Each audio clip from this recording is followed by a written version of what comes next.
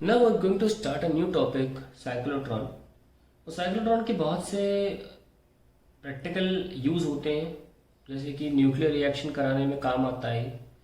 और nuclear reaction के लिए सबसे इम्पोर्टेंट मतलब क्यों काम आता है, बिकॉज कोई भी न्यूक्लियर रिएक्शन करानी होती है तो हमें जो पार्टिकल होता है उसको प्रोजेक्टाइल बोलते हैं, उसे किसी न्यूक्लियस पर भेजने के लिए बहुत ज़्यादा स्पीड चाहिए होती है। करीब 10⁻7 मीटर पर सेकंड के आसपास की स्पीड हमें पार्टिकल से स्पीड से भेजने होते हैं। इतनी घातक स्पीड कैसे अटेन की जाए? हम जानते हैं कि एक चार्ज पार्टिकल को अगर हम इलेक्ट्रिक फील्ड में डालते हैं तो इलेक्ट्रिक फील्ड फोर्स लगा देगी उस पर, और उसमें ये स्पीड अटेन की जा सकती है। फोर्स लगा लगा के उसकी स्पीड बढ़ाई जा सकती है। तो एक ज़माने में एक लीनियर एक्सेलरेटर भी हुआ करते थे। और लीनियर एक्सेलरेटर जो होते थे वो क्या करते थे, किसी चैम्बर में आपने अलग अलग स्टेशंस लगा दिए इलेक्ट्रिक फील्ड के, और हर इलेक्ट्रिक फील्ड जो होती थी वो पिछले से ज़्यादा होती थी।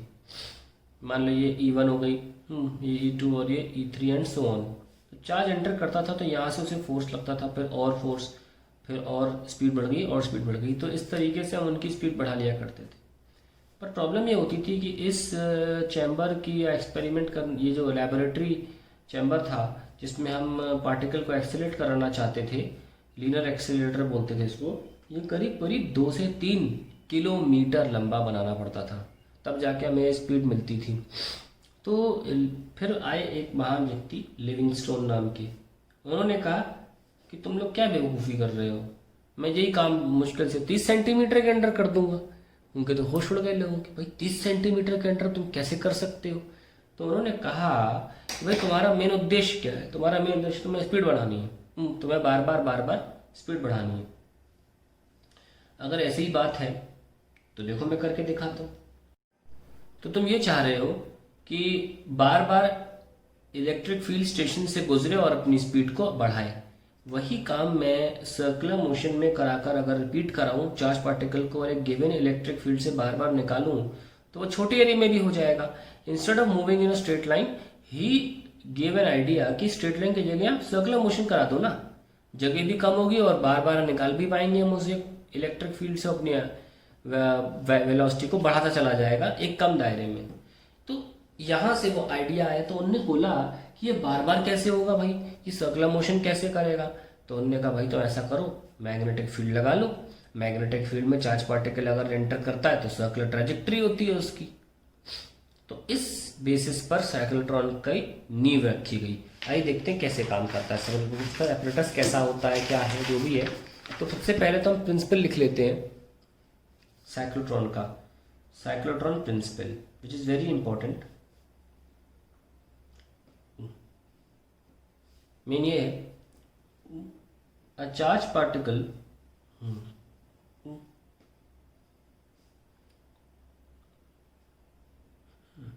is accelerated in crossed electric field and magnetic field। बस ये सिंपल सा यही आपका प्रिंसिपल है। इसको थोड़ा एलैबोरेट कर लेते हैं कि टू इंक्रीज या to achieve high speeds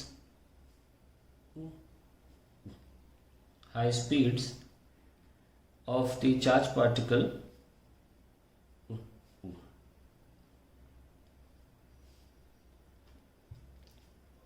it has to pass through electric field repeatedly. Yes or no? With the help of magnetic field, charge is forced to move in circular path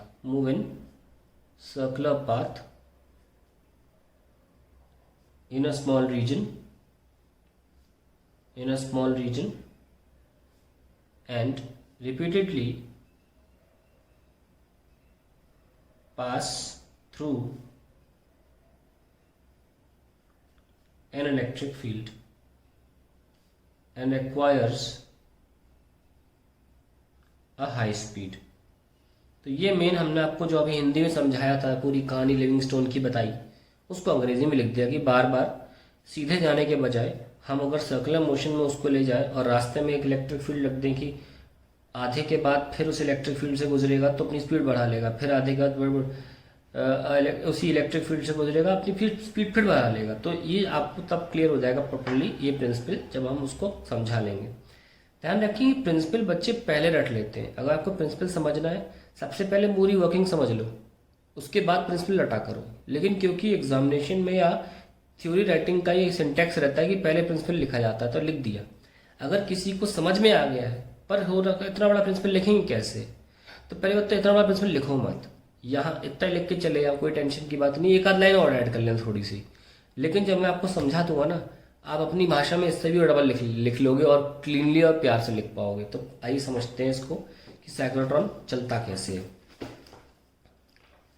सबसे पहले तो हमें to D shaped डीज चाहिए, D1 and D2 made of metal. ठीक है। दूसरा a vacuum chamber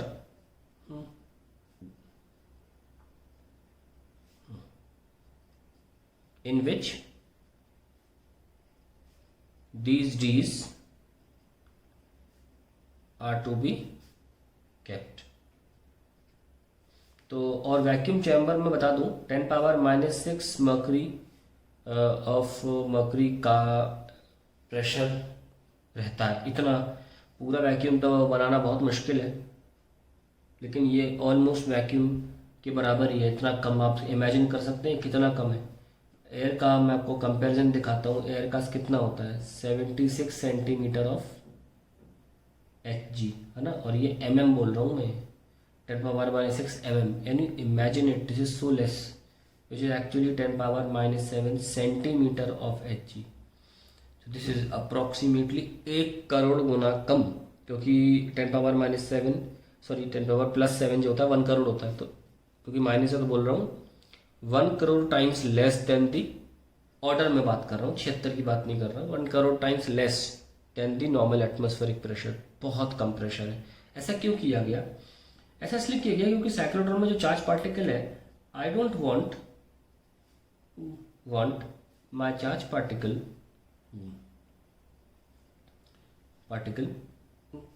to collide with air molecule.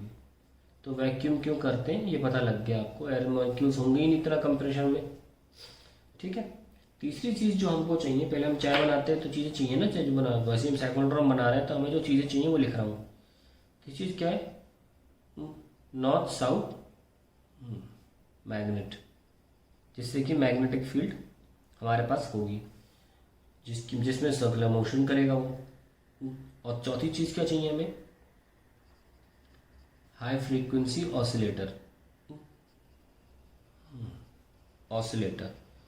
High frequency oscillator voltage provide करता है of the order of 10⁻⁶ volt, और ज़्यादा वोल्टेज है, इतना वोल्टेज हम दे रहे हैं, और जो फ्रीक्वेंसी होगी वो अप्रॉक्सीमेटली 10⁻⁶ मेगाहर्ट्ज़ के आस, सॉरी ये तो 10 मेगाहर्ट्ज़ लिख लो या 10⁻⁶ हर्ट्ज़ लिख लो, 10⁻⁶ हर्ट्ज़ भी लिख सकते हो, इतने आसपास की 10⁻⁷ हो गया ना, 10 मेगाहर्ट्ज़ मतलब हो गया 10⁻⁷ हर्ट्ज़।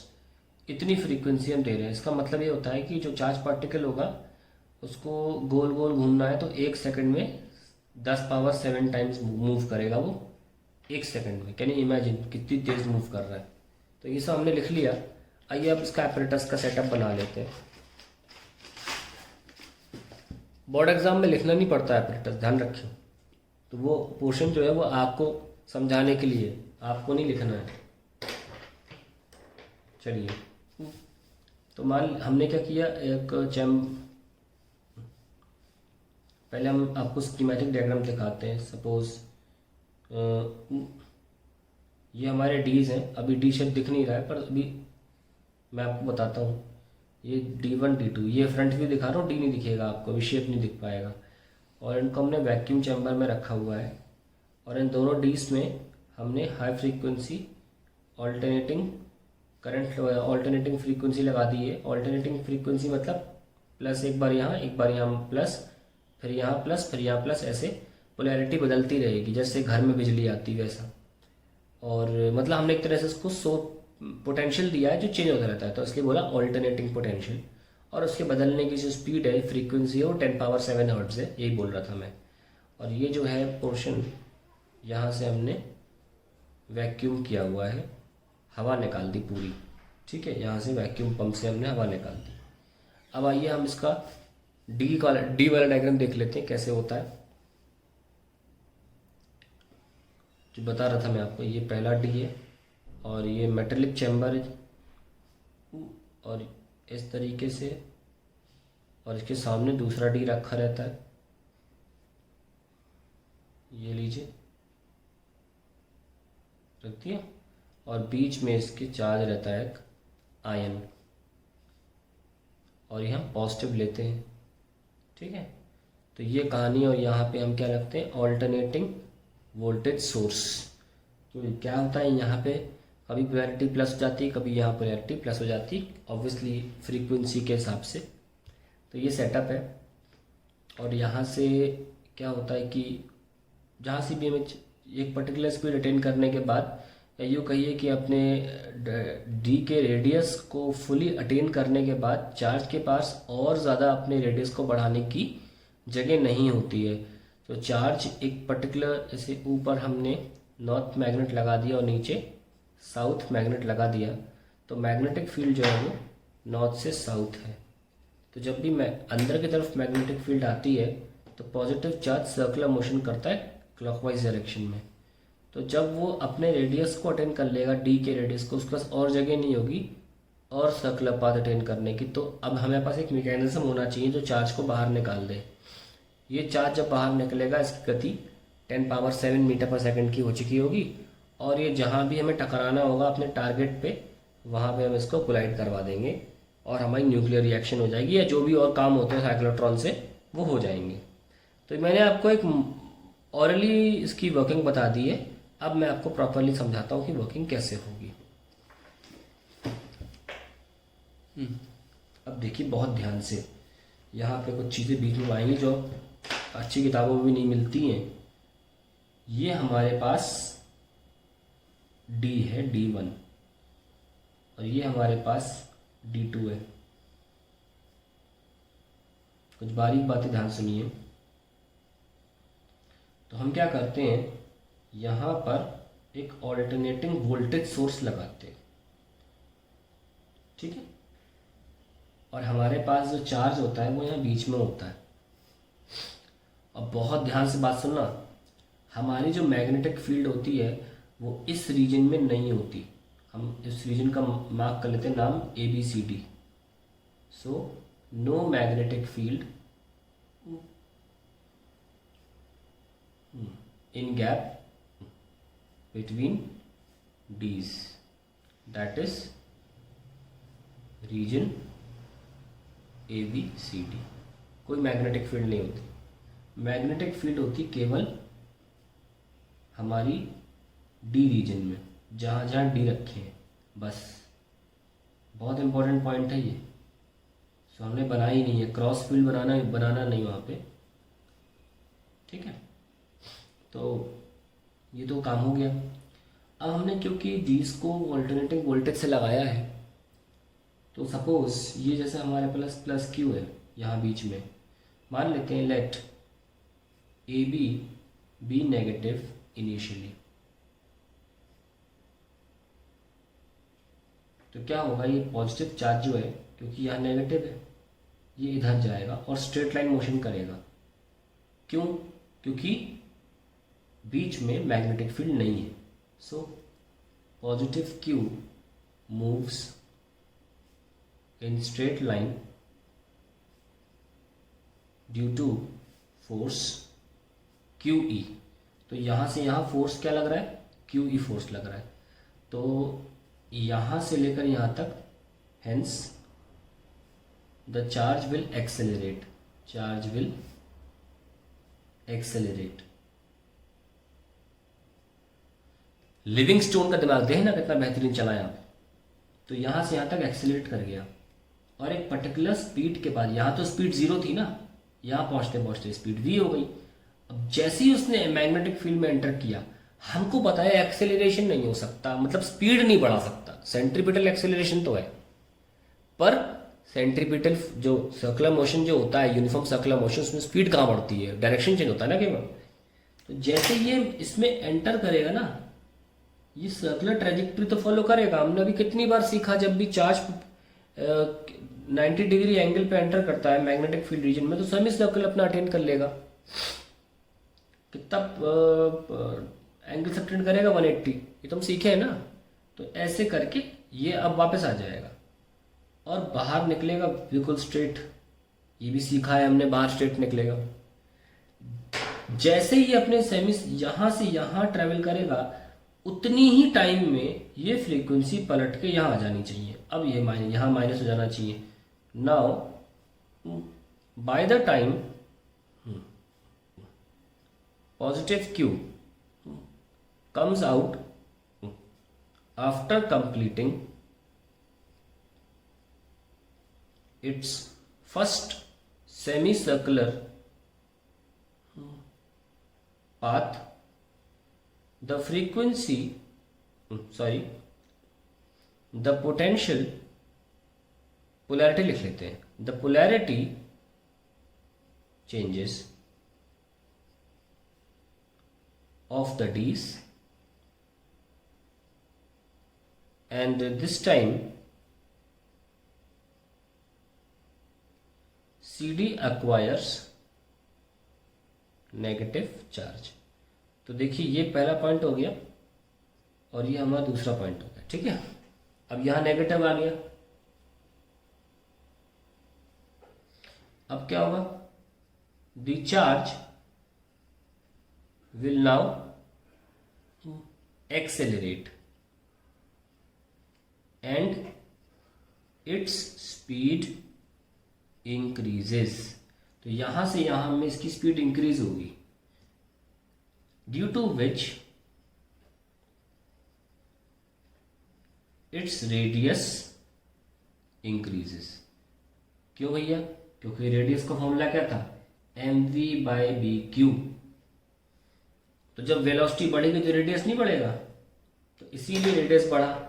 तो हमारा ब्लू पेन आया और भाई रेडियस बढ़ा तो रेडियस ऐसा हो जाएगा। आप ठीक है, लिख सकते हैं।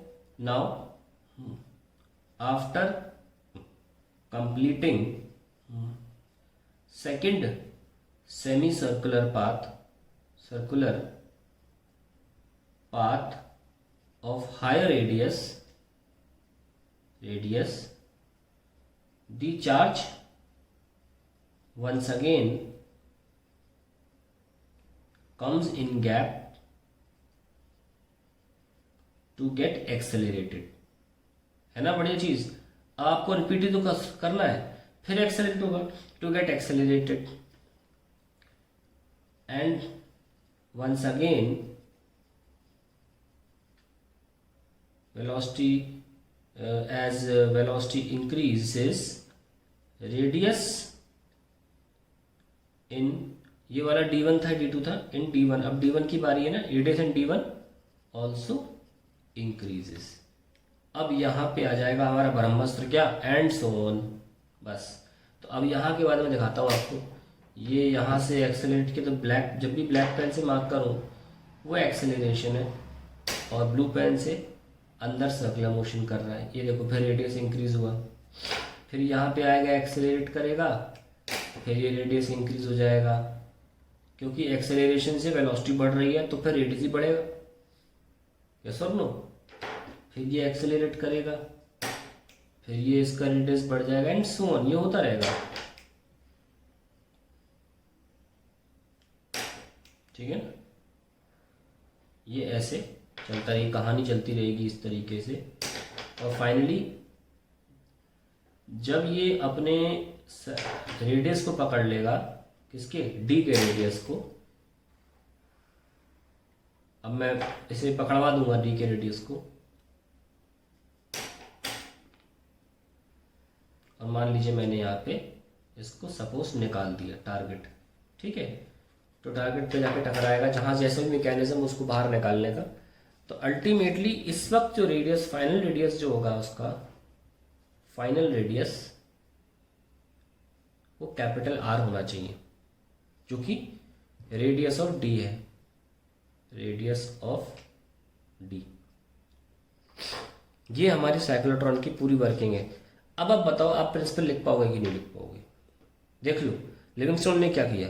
लिविंगस्टोन ने बार बार सेम इलेक्ट्रिक फील्ड क्या होती है, प्लस माइनस, जब यहाँ माइनस था तो यहाँ प्लस रहा होगा ना। लिविंगस्टोन ने क्या किया, एक ऐसा मैकेनिज्म बनाया कि बार बार चार्ज को हमने एक सेम इलेक्ट्रिक फील्ड में बार बार एंटर कराया, पर उसकी हमने वेलोसिटी भी बढ़ा ली। हमने उसका ऑब्जेक्टिव था जो हाई स्पीड अटेन करने का, वो भी पूरा कर लिया। तो ये कितने का, 30 सेंटीमीटर होगा मुश्किल से।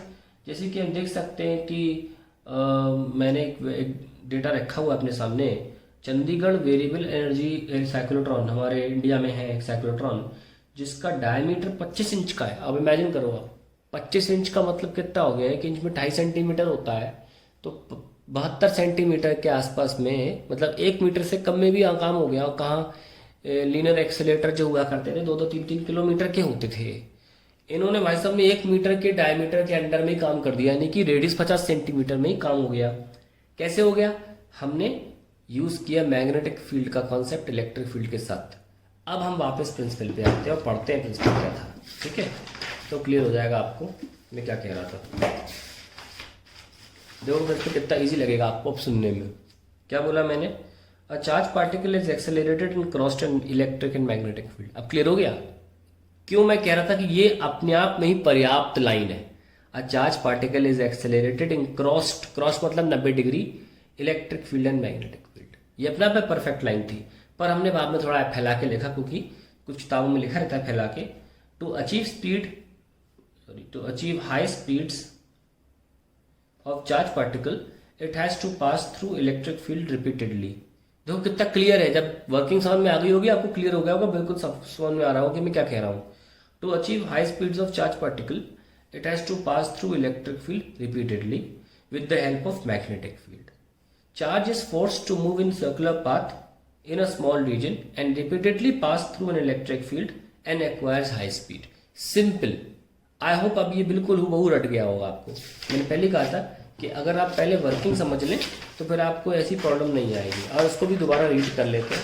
मैं हमेशा बोला है रीडिंग की बहुत पावर होती है। No magnetic field in the gap between D's, that is region ABCD. Let AB be negative initially. Plus Q charge moves in straight line due to force QE and hence the charge will accelerate. Now by the time plus Q comes out after completing first semicircular path, the polarity changes of the D's and this time CD acquires negative charge. The charge will now accelerate and its speed increases, due to which its radius increase. Now after complete semicircular path of higher radius, the charge once again comes in gap to get accelerated and once again velocity increases, radius in D1 also increases and so on. ये कहानी चलती रहेगी ना। इसमें important बात सामने ये आती है कि the time in which the charge particle completes its semicircular path inside the D, the frequency of the alternating voltage source must change. क्योंकि अगर इसमें गड़बड़ी हो गई तो वो चार्ज अट्रैक्ट नहीं होगा, क्योंकि जब ये हमारा डी था, अगर ये सही टाइम पोलैरिटी चेंज नहीं होगी, मान लो चार्ज यहाँ घूम के आ गया और क्योंकि चार्ज पॉजिटिव है तो उसको सामने नेगेटिव चाहिए ना। इनर्शिया की वजह से पहली बार में शायद आ भी जाए, लेकिन बाद में वो टाइम अलग होने की वजह से लड़खड़ा जाएगा और फाइनली चैम्बर के वॉल से टकरा के खत्म हो जाएगा आयन जो हमने यहाँ पे सोर्स से प्रोड्यूस किया था आयन को। इसलिए बहुत इंपॉर्टेंट है कि दोनों मैच करें। अब किसी बच्चे के दिमाग में आ सकता है, सर मैच कैसे करेगा, इसकी स्पीड तो बढ़ती चली जा रही है, एक चक्कर के बाद वो और जल्दी आएगा, है ना, पहले चक्कर के बाद वो और जल्दी यहाँ पे आ जाएगा, जितनी जल्दी पहले आया तो उससे ज़्यादा जल्दी आएगा इससे। लेकिन ये फ्रीक्वेंसी तो फिक्स की हुई है ना आपने। मुझे लगता नहीं वैसे किसी बच्चे ने इतना सोचा भी होगा, फिर भी मैं बोल देता हूँ कि मान लीजिए फ्रीक्वेंसी जो है ये तो फिक्स करी हुई है 10⁻7 हर्ट्ज पर ये तो बार बार जल्दी जल्दी आ रहा है ना, क्योंकि इसकी स्पीड तो लगातार इंक्रीज हो रही है। तो इसीलिए पढ़ाया गया था पहले आपको कि जब सर्कुलर मोशन होता है तो हम क्या पढ़ा रहे थे आपको, जो टाइम पीरियड क्या था वो 2πm/bq, या फ्रीक्वेंसी क्या थी bq/2πm। तो भैया चार्ज के सर्कुलर मोशन करने में टाइम पीरियड का वेलोसिटी से कोई लेने देना नहीं है। देख रहे हैं आप, बढ़ाते रहो वेलोसिटी, हर सर्कुलर पाथ की टाइम पीरियड सेम है, हर सर्कुलर पाथ की टाइम पीरियड बिल्कुल सेम है। तो ये आपका उस बात का आंसर है कि इस बात से कोई फर्क नहीं पड़ता कि पार्टिकल अपने अगले चक्कर में ज़्यादा स्पीड से आएगा, क्योंकि टाइम पीरियड वेलोसिटी से इंडिपेंडेंट है। ठीक है, that is the end of cyclotron, whatever had to be taught.